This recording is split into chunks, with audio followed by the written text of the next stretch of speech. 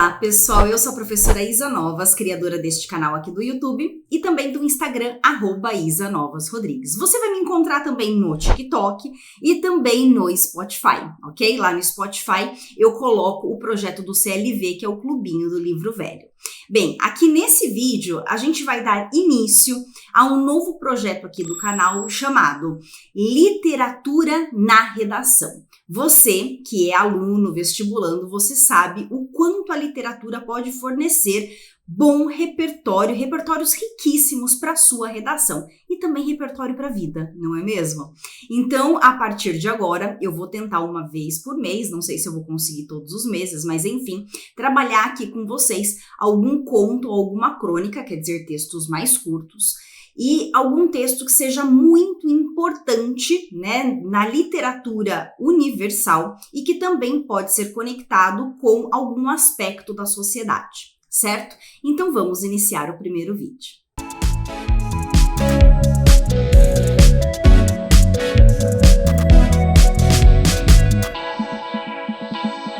Já que nós estamos iniciando mais um ano letivo, eu escolhi um conto do Machado de Assis que vai falar sobre a escola, certo?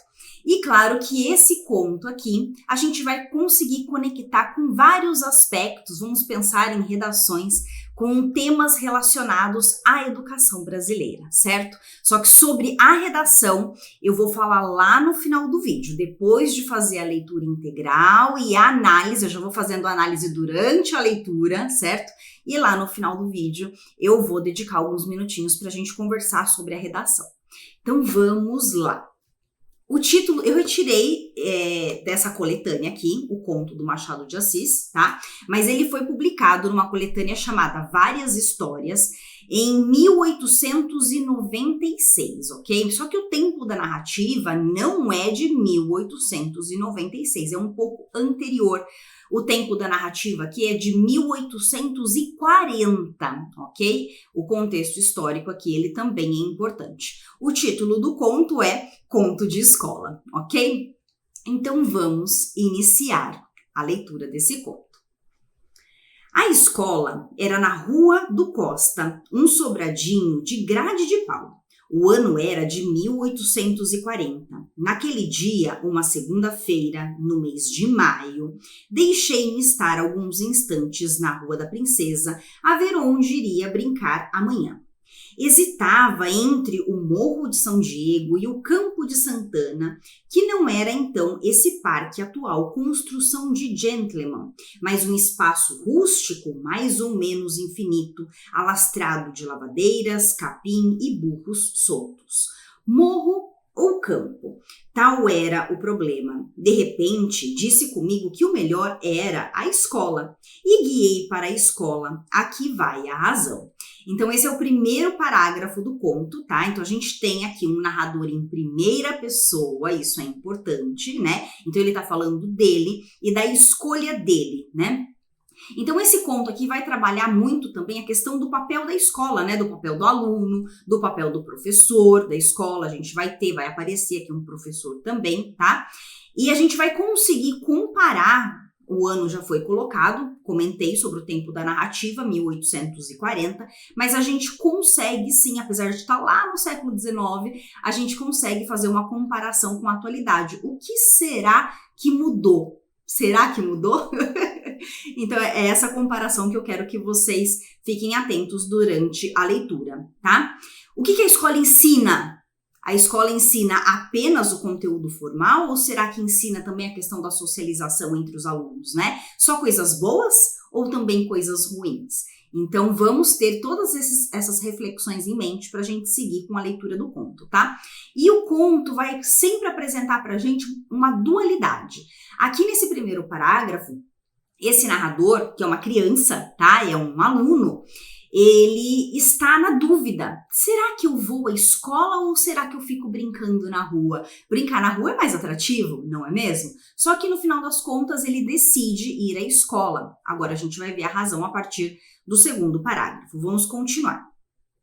Na semana anterior tinha feito 2 suetos. Sueto significa 2 dias de folga, quer dizer, ele cabulou aula, ele matou aula, tá? Por 2 dias. E descoberto o caso, recebi o pagamento das mãos de meu pai, que me deu uma sova de vara de marmeleiro. As sovas de meu pai doíam por muito tempo. Era um velho empregado do arsenal de guerra, ríspido e intolerante. Sonhava para mim uma grande posição comercial e tinha ânsia de me ver com os elementos mercantis. Ler, escrever e contar para me meter de caixeiro. Citava-me nomes de capitalistas que tinham começado ao balcão. Ora, foi a lembrança do último castigo que me levou naquela manhã para o colégio. Não era um menino de virtudes.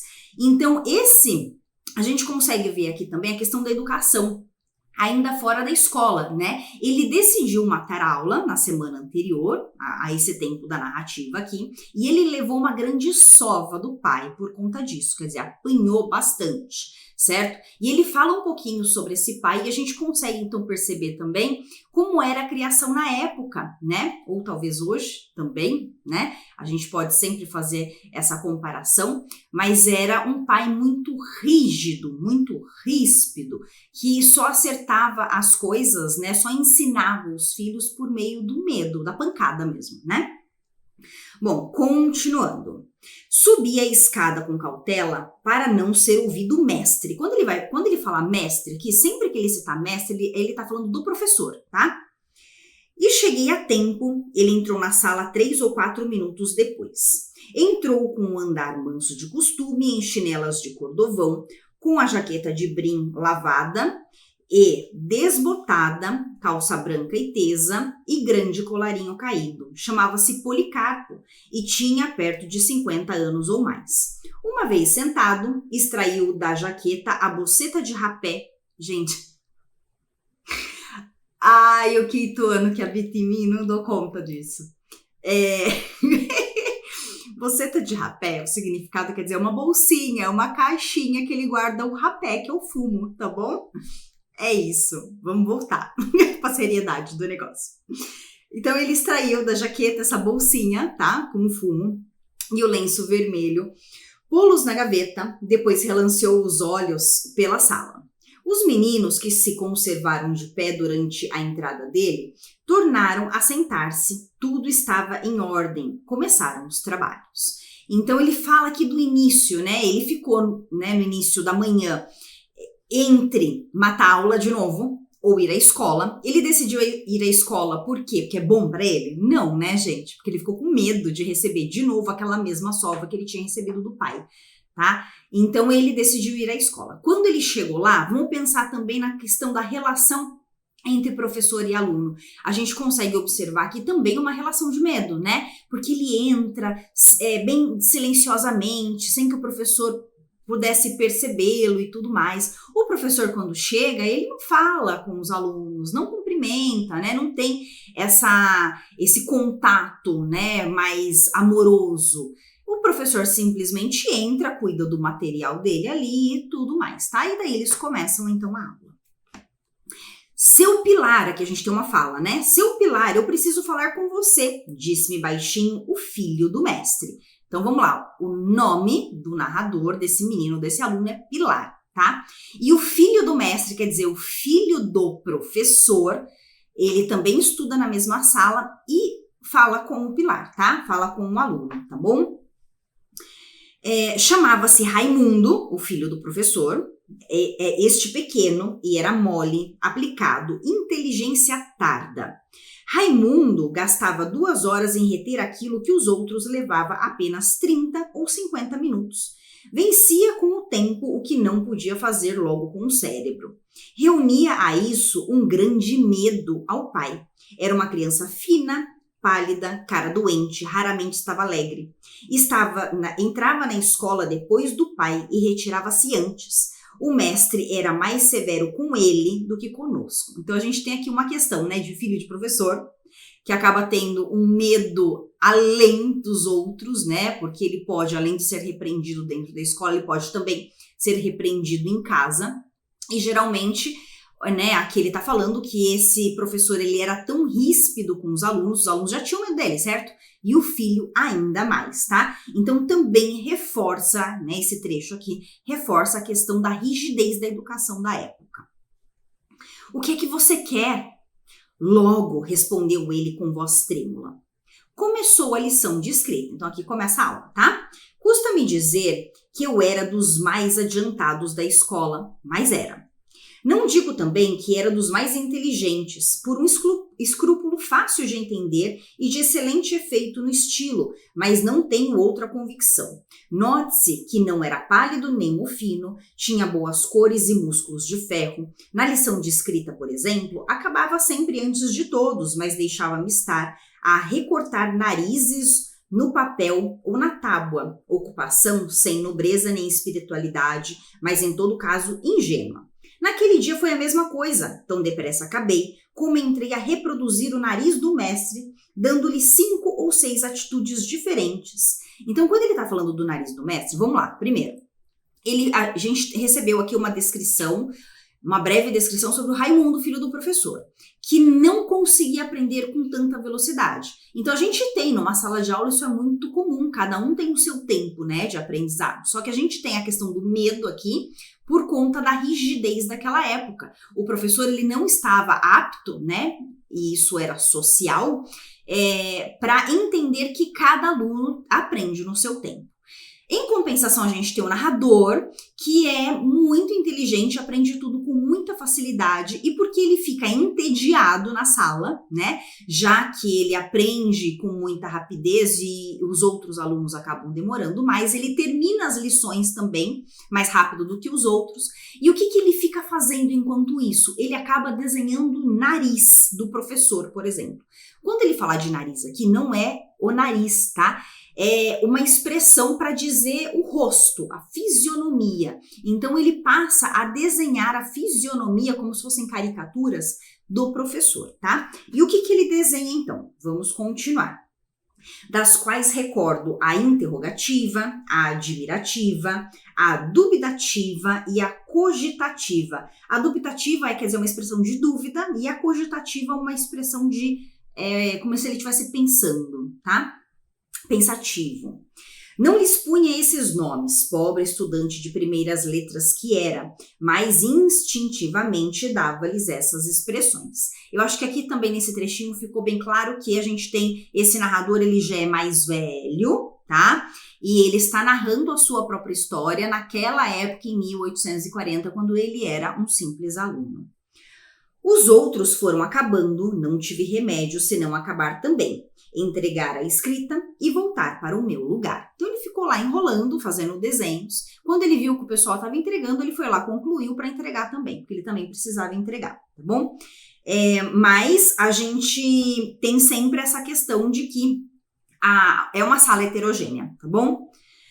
Com franqueza, estava arrependido de ter vindo. Então, olha só, bateu o tédio, né? Ele começou a desenhar, começou a enrolar, então ele já estava arrependido de ter ido à escola. Por quê? Porque a rua, né, é um símbolo de liberdade, é um símbolo de brincadeira, de prazer, de alegria. E a sala é um símbolo de prisão, né? Então, quando ele entra ali, ele não pode sair. Ele é obrigado a seguir certas regras. E são regras que muitas vezes, apesar das regras elas serem importantes, né, quanto ao uniforme, quanto a horários e tudo mais, mas aqui a gente consegue entender que tem algo além disso, porque a gente tem uma rigidez muito grande. Os alunos não podem nem conversar, né, não podem agir com certa liberdade dentro da sala de aula. Bom, agora que ficava preso, ardia por andar lá fora e recapitulava o campo e o morro. Pensava nos outros meninos vadios, o Chico Telha, o Américo, o Carlos das Escadinhas, a fina flor do bairro e do gênero humano. Então, olha só, os meninos vadios, que são aqueles que ficam fora da sala de aula, que não estudam, né, que não frequentam a escola, para ele, olha como ele descreve como a fina flor do bairro. Então, olha a questão do valor, né, para ele, um menino, ele não entende que a educação ela é muito importante, ele está mais interessado no prazer, apesar que a gente viu também no início do conto que o pai dele desejava muito que ele estudasse, para ele poder ter um futuro bom, né? Para cúmulo de desespero, via através das vidraças da escola, no claro azul do céu, por cima do morro do Livramento, um papagaio de papel, quer dizer, uma pipa, né? alto e largo, preso de uma corda imensa que bojava no ar, uma coisa soberba. Eu na escola, sentado, pernas unidas, com um livro de leitura e a gramática nos joelhos. Então, olha só, sempre a dualidade que eu falei que vai aparecer no conto o tempo todo. Ele lá dentro da escola, preso, estudando, enquanto os outros, né, se tinha uma pipa ali no céu, é porque tinha alguém brincando, né, e se divertindo lá. Então é como se a escola fosse um ambiente de opressão e a rua simbolizasse essa liberdade. Fui um bobo em vir, disse eu ao Raimundo, lembrando que o Raimundo é o filho do professor. Não diga isso, murmurou ele. Olhei para ele, estava mais pálido. Então lembrou-me outra vez que queria pedir-me alguma coisa e perguntei-lhe o que era. Raimundo estremeceu de novo e rápido. Disse-me que esperasse um pouco, era uma coisa particular. Seu Pilar, murmurou ele dali a alguns minutos. Que é? Você o quê? Ele deitou os olhos ao pai e depois a alguns outros meninos. Um destes, o Curvelo, olhava para ele desconfiado. E o Raimundo, notando-me essa circunstância, pediu alguns minutos mais de espera. Confesso que começava a arder de curiosidade. Olhei para o Curvelo e vi que parecia atento. Podia ser uma simples curiosidade vaga, natural indiscrição, mas podia ser também alguma coisa entre eles. Esse Curvelo era um pouco levado ao diabo, tinha 11 anos, era mais velho que nós. Então ele fala aqui que o filho do professor, o Raimundo, está tentando falar alguma coisa, ele tem alguma coisa para falar com o Pilar, só que ele não fala, por quê? Porque ele sempre observa se o professor está olhando para eles e também observa que tem o Curvelo, tem esse outro menino que é mais velho, um pouco maldoso e tudo mais, né? Que está também observando o que está acontecendo entre eles. Continuando. Que me quereria o Raimundo? Continuei inquieto, remexendo-me muito, falando-lhe baixo com insistência, que me dissesse o que era, que ninguém cuidava dele nem de mim. Ou então de tarde. De tarde não, interrompeu-me ele. Não pode ser de tarde. Então agora. Papai está olhando. Na verdade, o mestre fitava-nos. Como era mais severo para o filho, buscava-o muitas vezes com os olhos para trazê-lo mais aperreado. Mas nós também éramos finos, metemos o nariz no livro. Lembra que eu falei do nariz? Não é que meteu literalmente o nariz, né? É que ele olhou, né, com a face para o livro para fingir que eles estavam estudando e não conversando. E continuamos a ler. Afinal, cansou e tomou as folhas no dia 3 ou 4, que ele lia devagar, mastigando as ideias e as paixões. Não esqueçam que estávamos então no fim da regência e que era grande agitação pública. Policarpo tinha de certo algum partido, mas nunca pude averiguar esse ponto. O pior que ele podia ter para nós era a palmatória. Vocês já ouviram falar de palmatória? Pois é, naquela época se usava a palmatória e era permitido que um professor batesse num aluno dentro da sala de aula, tá? E essa lá estava pendurada no portal da janela, à direita, com os seus 5 olhos do diabo, né? Então, a questão do poder, a palmatória simbolizava esse poder, essa opressão, tá? E a hierarquia, né? Então, o professor manda, ele é a autoridade máxima dentro da escola, só que é autoritário, tá? É uma autoridade, mas assim, de certa forma, um tanto quanto ditatorial, e os alunos eles só podem obedecer, senão eles a apanham, né? Então, o que impera dentro da sala de aula é o medo, e não a conversa, e não o diálogo, não um convívio saudável.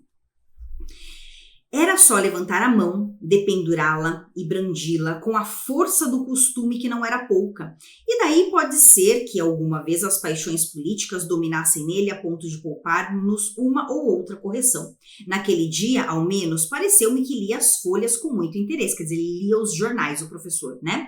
Levantava os olhos de quando em quando ou tomava uma pitada, mas tornava logo aos jornais e lia a valer. Então, observando também mais uma questão sobre a relação de professor e aluno. Esse professor, ele está preocupado de fato com o que os alunos estão fazendo? Ele dá a tarefa, manda os alunos desenvolverem a tarefa e ele fica ali lendo o jornal. Mas os alunos precisam ficar quietos, em silêncio absoluto, não podem conversar. Por quê? Porque tem a palmatória ali, tá? No fim de algum tempo, 10 ou 12 minutos, Raimundo meteu a mão no bolso das calças e olhou para mim. Sabe o que tem aqui? Não. Uma pratinha que mamãe me deu. Hoje? Não, no outro dia, quando fiz anos. Pratinha de verdade, de verdade. Tirou-a vagarosamente e mostrou-me de longe. Era uma moeda do tempo do rei. Cuido de 12 vinténs ou 2 tostões, não me lembra. Mas era uma moeda, e tão moeda que me fez pular o sangue no coração. Raimundo revolveu em mim um olhar pálido, depois perguntou-me se a queria para mim. Respondi-lhe que estava caçoando, mas ele jurou que não. Mas então você fica sem ela? Mamãe depois me arranja outra. Ela tem muitas que vovô lhe deixou numa caixinha. Algumas são de ouro. Você quer esta? Minha resposta foi estender-lhe a mão disfarçadamente, depois de olhar para a mesa do mestre.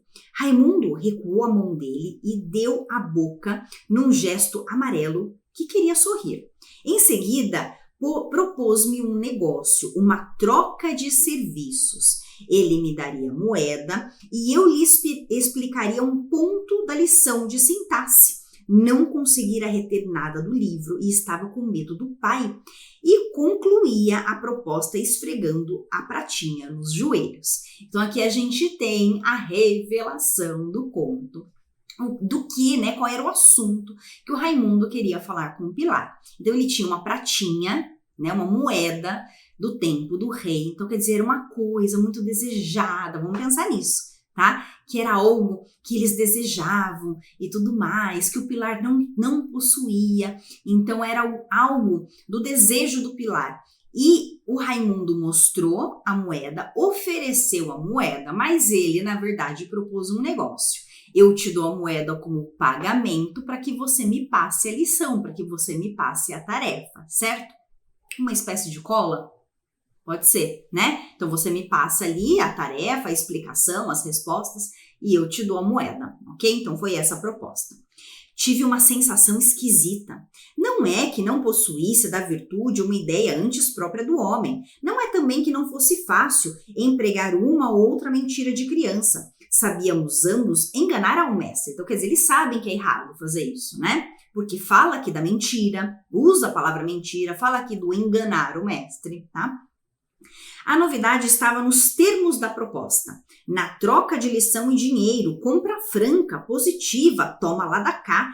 Tal foi a causa da sensação. Fiquei a olhar para ele à toa, sem poder dizer nada. Compreende-se que o ponto da lição era difícil e que o Raimundo, não o tendo aprendido, recorria a um meio que lhe pareceu útil para escapar ao castigo do pai. Se me tem pedido a coisa por favor, alcançá-la-ia do mesmo modo como das outras vezes. Mas parece que era a lembrança das outras vezes, o medo de achar a minha vontade frouxa ou cansada e não aprender como queria, e pode ser mesmo que em alguma ocasião lhe tivesse ensinado mal. Parece que tal foi a causa da proposta. O pobre diabo contava com um favor, mas queria assegurar-lhe a eficácia e daí recorreu à moeda que a mãe lhe dera e que ele guardava como relíquia o brinquedo.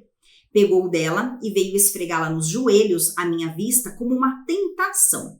Realmente era bonita, fina, branca, muito branca, e para mim, que só teria cobre no bolso, nunca trazia alguma coisa, um cobre feio, grosso, azinhavrado. Então era algo do desejo dele mesmo. Ele nunca teve uma moeda de prata, né?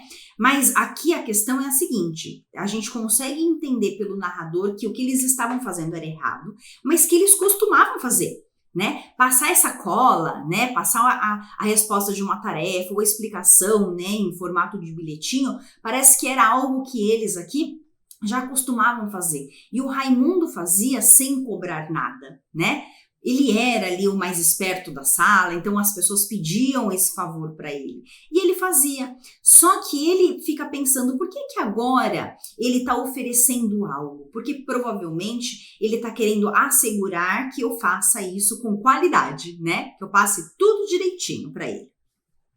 Continuando. não queria recebê-la e custava-me recusá-la. De novo a dualidade, né? Ao mesmo tempo que ele não quer receber, que ele sabe que é errado, né? Ele também não quer recusar. Por quê? Porque é algo do desejo dele. Olhei para o mestre, que continuava a ler com tal interesse que lhe pingava o rapé do nariz.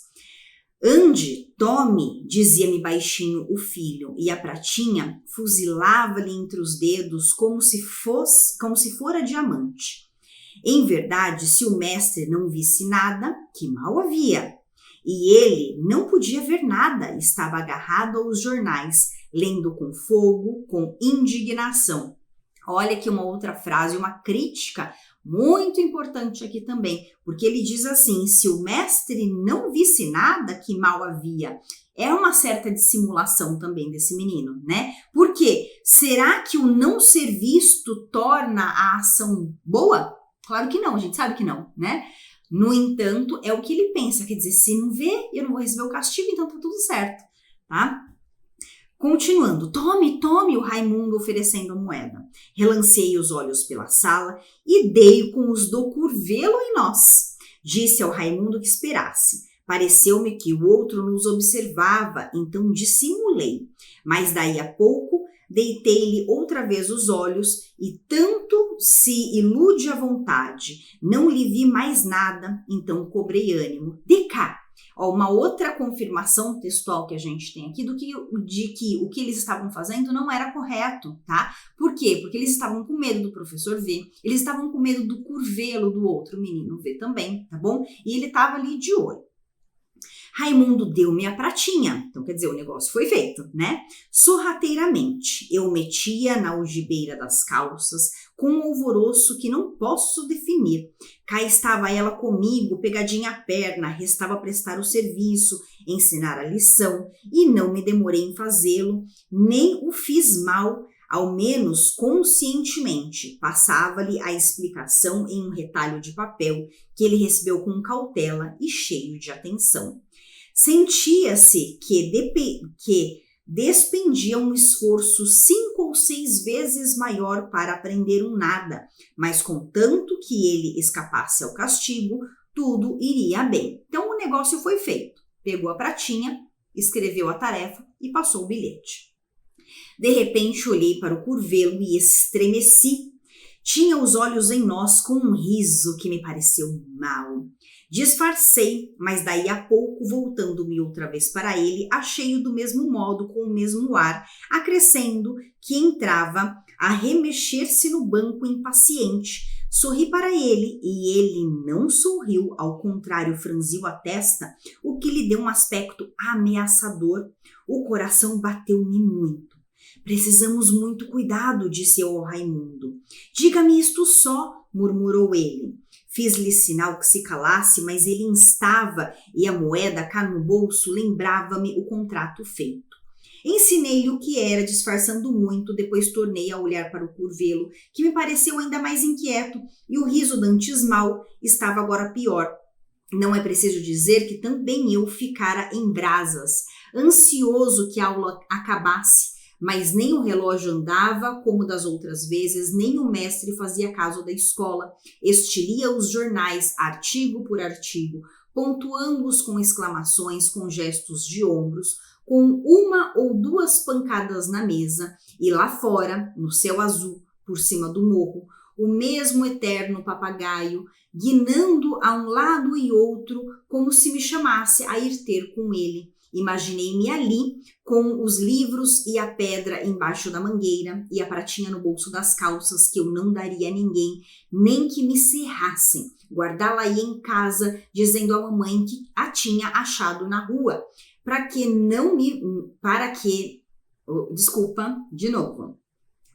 me não fugisse, ia apalpando, roçando-lhe os dedos pelo punho, quase lendo pelo tato as inscrições, com uma grande vontade de espiá-la. Então, olha só que interessante também esse parágrafo, porque tudo está acontecendo ali dentro da cabeça do menino.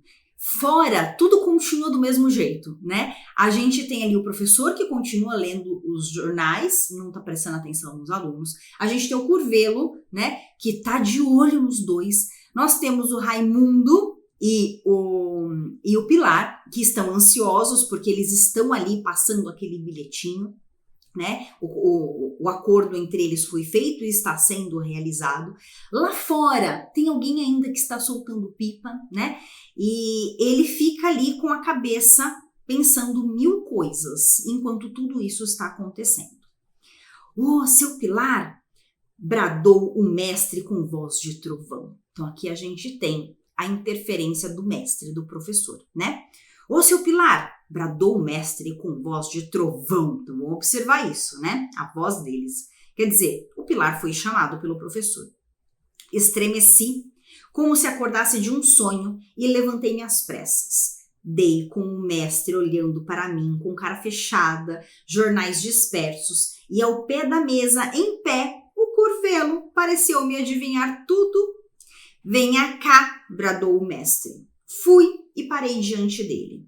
Ele enterrou-me pela consciência dentro um par de olhos pontudos, né, como se fosse um punhal. O olhar do professor, um punhal que atravessa o aluno, né? Tamanho o medo que ele sente naquele momento.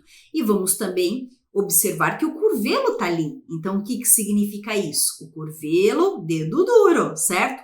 Foi lá contar para o professor, para o mestre, o que os dois estavam fazendo. Continuando. Depois chamou o filho, quer dizer, o filho também foi chamado, o Raimundo, né? Toda a escola tinha parado, ninguém mais lia, ninguém fazia um só movimento. Eu, conquanto não tirasse os olhos do mestre, sentia no ar a curiosidade e o pavor de todos. "Então o senhor recebe dinheiro para ensinar as lições aos outros?" disse-me o Policarpo. Eu... "Dê cá a moeda que este seu colega lhe deu", clamou. Não obedeci logo, mas não pude negar nada. Continuei a tremer muito. Policarpo bradou de novo que lhe desse a moeda e eu não resisti mais. Meti a mão no bolso vagarosamente, saquei-a e entreguei-lhe. Ele examinou-a de um ou outro lado, bufando de raiva. Depois estendeu o braço e atirou-a à rua. E então disse-nos uma porção de coisas duras que tanto o filho como eu acabávamos de praticar uma ação feia, indigna, baixa, uma vilania, e para emenda e exemplo íamos ser castigados. Aqui pegou da palmatória. Olha o que vamos acompanhar agora. Então, primeiro o professor descascou, né? A agressão verbal, certo? Então, falou um monte para os alunos, né? Para os dois. E falou coisas indignas mesmo, né? Então falou coisas agressivas. Então aqui também a confirmação do que eles estavam fazendo era errado. No entanto, não precisava agir com tanta agressividade como que aconteceu aqui, tá bom? E daí o professor pega a tal da palmatória e a gente vai acompanhar o que vai acontecer a partir desse momento. "Perdão, seu mestre", solucei eu. "Não há perdão. Dê cá a mão. Dê cá. Vamos, sem vergonha, dê cá a mão." "Mas, seu mestre, olhe que é pior." Estendi-lhe a mão direita, depois a esquerda e fui recebendo os bolos, uns por cima dos outros, até completar 12, que me deixaram as palmas vermelhas e inchadas. Chegou a vez do filho e foi a mesma coisa, não lhe poupou nada. 2, 4, 8, 12 bolos. Acabou, pregou-nos outro sermão, chamou-nos sem vergonhas, desaforados, e jurou que se repetíssemos o negócio apanharíamos tal castigo que nos havia de lembrar para todo sempre. E exclamava: "Porcalhões, tratantes, faltos de brio." Então, olha, observem esta cena, né, o tamanho da agressividade desse professor. Então, a gente tem aqui a confirmação dessa questão, né? Vamos pensar na posição hierárquica de professor e aluno? Dentro dessa relação, é claro que o professor é o adulto da relação, né? É ele que precisa saber negociar, precisa saber conversar, precisa saber ensinar, certo? Apesar da gente ter a noção aqui de que os dois sabiam que estavam fazendo algo errado, mas isso só estava acontecendo porque o coitado do aluno não podia levantar a mão e fazer uma pergunta para o próprio pai ou para o professor, né? Ele tinha medo. O professor ensinava e os alunos eram obrigados a aprender e ponto final, sem poder questionar e fazer perguntas, tá? Então a gente tem a questão também aqui, né? A criança é o lado frágil, é uma criança, claro, né? É o mais fraco ali da relação. E o professor, ele é o mais forte e ele usa dessa força, né, para ser tirano, para ser ditatorial, para ser agressivo com os alunos. Então a gente tem aqui, né, a palmatória, a figura do professor e a figura da escola se tornam aqui o símbolo da intolerância, né? E é a questão da educação pelo medo, medo absoluto. Agora vamos continuar. Eu, por mim, tinha a cara no chão. Não ousava fitar ninguém, sentia todos os olhos em nós, né? Olha a questão da vergonha, certo? Depois de apanhar, depois de ouvir tantas coisas, agressão física e agressão verbal. Recolhi-me ao banco, soluçando, fustigado pelos impropérios do mestre. Na sala, arquejava o terror. Posso dizer que naquele dia ninguém faria igual negócio. Creio que o próprio Curvelo enfiara de medo. Não olhei logo para ele, cá dentro de mim, jurava quebrar-lhe a cara na rua, logo que saíssemos. Tão certo como 3 e 2 serem 5. Então, quer dizer, nasceu nele o quê? O desejo de vingança, né? Porque o Curvelo foi dedo duro. Daí algum tempo olhei para ele e ele também olhava para mim, mas desviou a cara e penso que empalideceu. Compôs-se e entrou a ler em voz alta, estava com medo. Começou a variar de atitude, agitando-se à toa, coçando os joelhos, o nariz. Pode ser até que se arrependesse de nos ter denunciado, e na verdade, por que denunciarmos? Em que é que lhe tirávamos alguma coisa? Então, olha a questão da reflexão. Por que é que o outro, né, o Curvelo, foi lá e denunciou?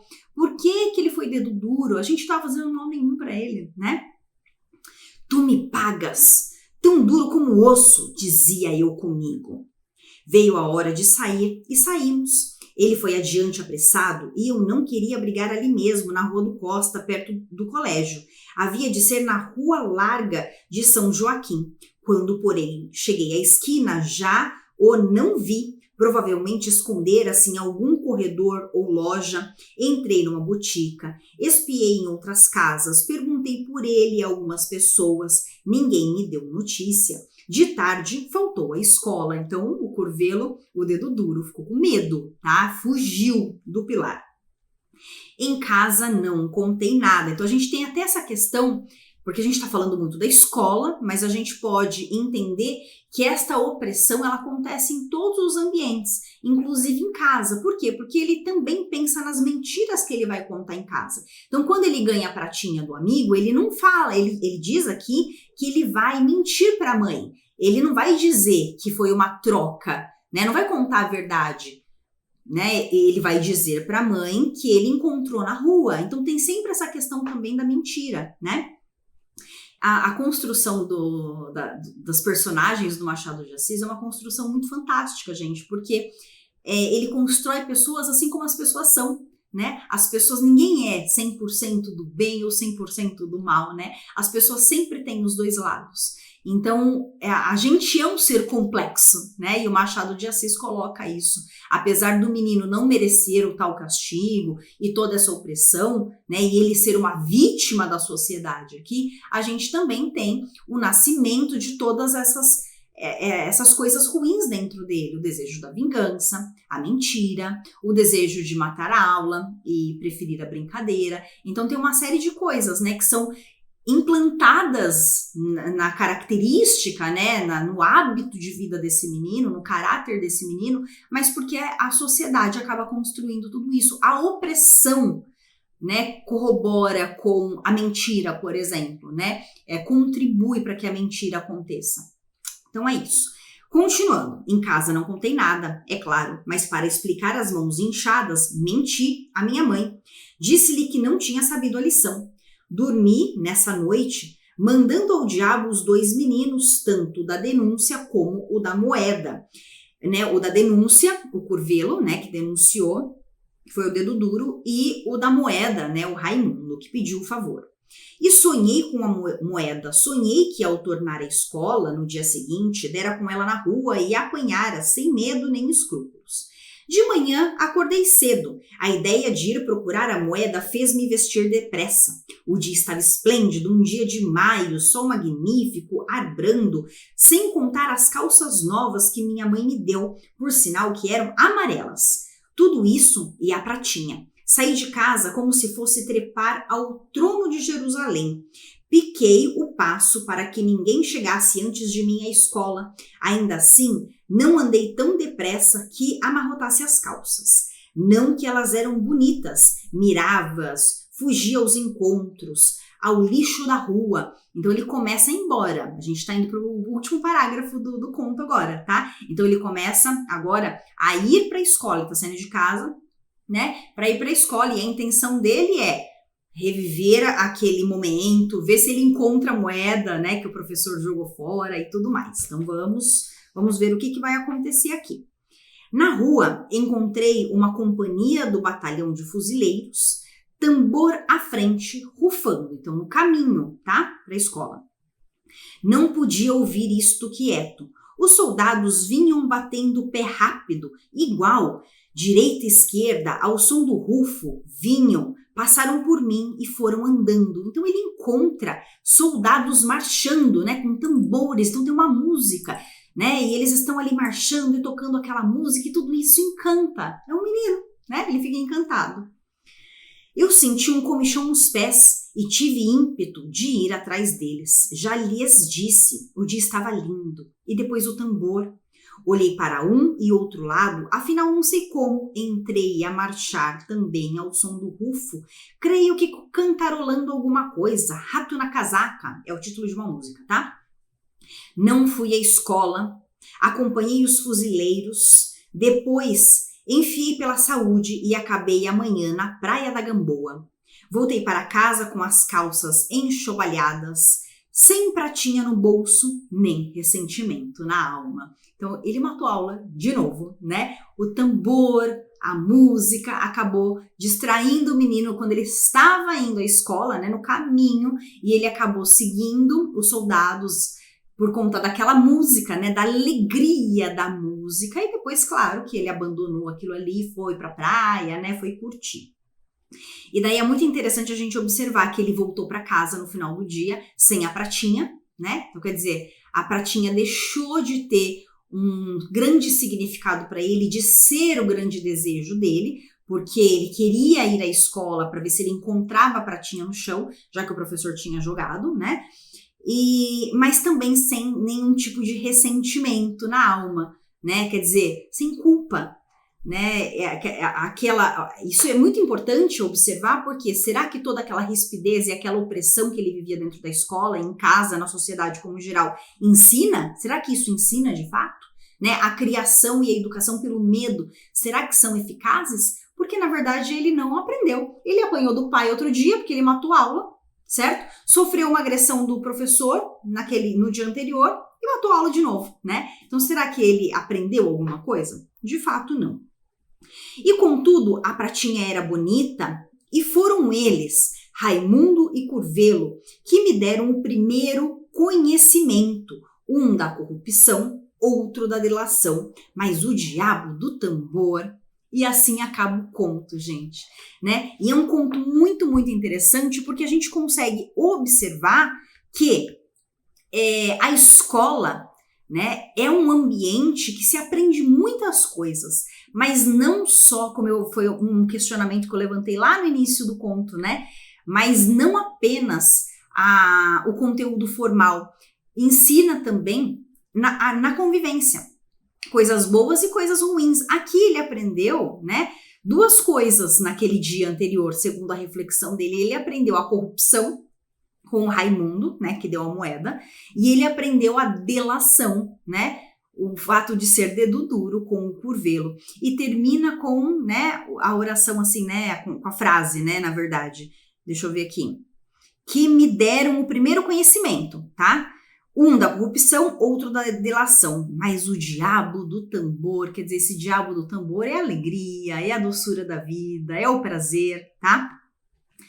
Gente, conto muito, muito bacana, né? Vamos falar agora um pouquinho sobre a questão da redação que eu prometi para vocês. E aí, né? Dá para usar esse conto na redação? O que vocês acham? Gente, é claro que dá para usar. Esse conto ele é muito rico. Por quê? Porque ele coloca exatamente essa questão da escola, né, do ambiente escolar e do ambiente da rua. E faz essa comparação, traz essa dualidade, né? A escola ensina para o menino o quê? Ensina o ódio, ensina a vingança, né? Ensina a questão da inveja. É comparada com uma prisão, com o autoritarismo. Ele aprende também a questão da hipocrisia e das mentiras, tá? Do despreparo do professor, enquanto a rua é sinônimo de alegria, de prazer, de liberdade, de sedução, tá? Só coisa boa, né? Então, ele, na verdade, traz essa dualidade. E toda esta dualidade do conto e a complexidade na construção das personagens, que a gente vê que todas as personagens aqui têm o seu lado ruim, apesar de serem vítimas, como são as crianças no caso, tá? Mas a gente consegue usar esse conto em redações, assim, de temas diversos. Por exemplo, agora eu vou citar alguns exemplos. Vocês acham que a gente não consegue usar num tema de evasão escolar, por exemplo? Já que a rua seduz mais do que a escola? Por que que muitos alunos abandonam as escolas, né? A escola muitas vezes não seduz o aluno. A escola, isso agora falando da atualidade, a gente pode pensar também na questão atual, né? Porque a evasão escolar continua acontecendo. É uma realidade. Será que a escola está preparada para os alunos, né? E para receber essa quantidade de alunos tão diferentes? Um aluno que tem dificuldade de aprendizagem, por exemplo, às vezes ele abandona a escola, assim como Raimundo, que é o exemplo daqui, né? Porque ele não consegue acompanhar e a escola não está preparada para ajudá-lo. Assim também como a gente às vezes tem o aluno que ele aprende muito rápido, mas ele sente tédio. Por quê? Porque ele não é desafiado. Então, aqui a gente tem todas essas questões sendo colocadas e que acabam contribuindo para a evasão escolar. Além disso, a questão da escola ser um ambiente de opressão, né? Não desta forma como acontece no conto, mas será que não existe até hoje algumas escolas ou alguns profissionais que não estão preparados, né, para agir com diálogo entre os alunos, para entender os alunos e ainda acabam agindo na sala de aula pelo autoritarismo, né? Acabam levando para a sala de aula o medo? Será que isso ainda não acontece?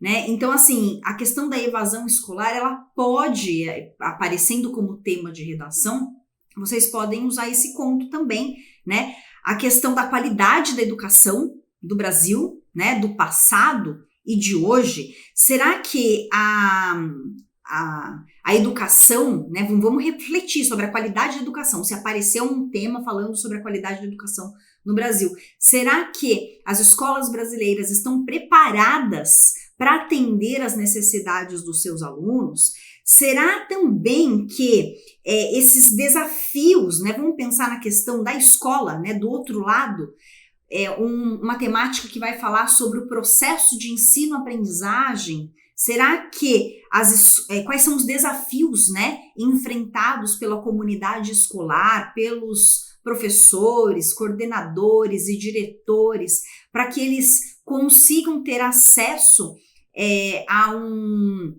e estruturar a escola de uma maneira que ela possa enfrentar os desafios, porque os desafios eles vão acontecer sempre, né? Mas como enfrentar esses desafios? Uma outra questão também, a representação da escola como um microcosmo da sociedade. Então, tudo que ele coloca aqui no conto, na verdade, ela também acontece na sociedade, dentro da casa dos alunos também, né? Ou na sociedade como um todo. A escola, ela é um microcosmo da nossa sociedade. Então, a gente também pode pensar nisso e pensar em temáticas de redação que vão trabalhar as relações escolares, assim como existe a relação fora da escola, tá? Entre as pessoas que têm uma certa autoridade na sociedade e a população, tá? Então, como é que fica essa relação?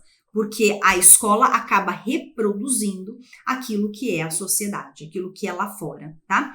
Vamos pensar também na questão dos distratores, né? Daquilo tudo que distrai o aluno para que ele foque na escola. Antigamente era um papagaio que o aluno olhava na rua, era uma brincadeira que ele podia fazer na rua, né? É a música que ele acompanha, dos tambores aqui, no caso, para matar a aula. Mas hoje em dia a gente continua tendo os distratores, às vezes não os mesmos, mas a gente tem o celular, a gente tem a internet, a gente tem uma série de outras coisas, né, que acabam sendo mais cativantes para os alunos do que pura e simplesmente ir à escola e frequentar as aulas, tá? E também eu acho que é muito importante a gente pensar em temáticas relacionadas à violência, né? A violência, quando a gente tem, porque aqui a gente tem uma violência de palmatória mesmo, né? A gente tem agressão física, a gente tem agressão verbal, né? De um professor, de uma autoridade. Então a gente pode pensar também na questão da violência dentro da sociedade e da violência, claro, dentro das escolas. Será que essa violência continua acontecendo? Não com palmatória, claro, mas de outras formas a violência continua acontecendo dentro das escolas. Então, gente, olha que conto rico que você pode usar bem diferentes, tá bom? Temas a respeito da sociedade e a respeito também e principalmente da escola. Espero ter ajudado, né? Diga aqui nos comentários se esse tipo de vídeo ajuda você, porque daí eu vou trazendo outros contos ou crônicas que vão trazer assuntos bem específicos e que você pode usar na sua redação, tá bom? Além do repertório para a vida. Mas vamos pensar assim? Redação do Enem, redação de qualquer vestibular que você vá prestar, caiu um tema falando sobre a educação, qualquer coisa da educação, desafios, qualidades, evasão escolar, violência dentro das escolas, qualquer coisa relacionada à educação, você pode usar esse conto, tá bom? E eu pretendo então trazer outros contos que vão levantar assim reflexões e aspectos da sociedade atual também, ok? Então comenta aqui se você acha pertinente, daí eu vou continuar essa série de vídeos, tá bom? Beijos, tchau, tchau e até o próximo.